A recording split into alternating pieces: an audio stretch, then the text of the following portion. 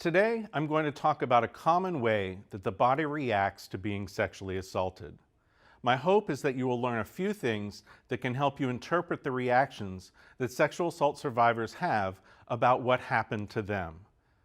When a person experiences rape, the body is obviously in a lot of pain, so it works hard to block the physical and emotional pain. Because it pays so much attention to blocking pain, it runs out of energy to do other things, like even move. The technical thing that happens is the body has a dramatic drop in corticosteroid levels. With this decrease in corticosteroids, many people who experience sexual assault will actually freeze during the incident. You probably have heard of the fight or flight response. When it comes to rape, it isn't just fight or flight, it's fight, flight, or freeze. The technical term for this freeze is called tonic immobility. Tonic immobility happens when someone is so frightened that their body essentially shuts down.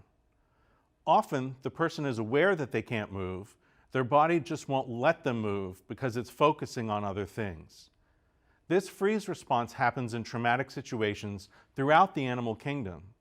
For example, a shark will go into tonic immobility when it sees a killer whale, its only natural predator. This freeze response is very common in sexual assault situations. In fact, half of all people who experience sexual assault go into tonic immobility. So, if you hear of a case of sexual assault where a person just froze and did nothing to fight back, what you can take from that is that they likely experienced something so traumatic that it put them in tonic immobility.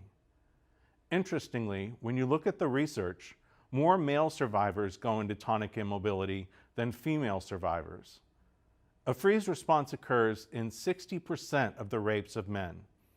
The researchers who found this report that, quote, the intense fear of death forces male rape victims to remain cooperative when being raped, promoting their inability to fight back, close quote. When it comes to the rape of women, the freeze response is still high, just under 50%, but interestingly, not as high as with men. My best hypothesis for why more men have a freeze response is that it is so shocking to them that they're experiencing rape that their corticosteroids drop even more than women's. Women are more likely to see rape as a possibility in their lives. Typically, men are not, and when it happens, they often have even stronger biological reactions than women.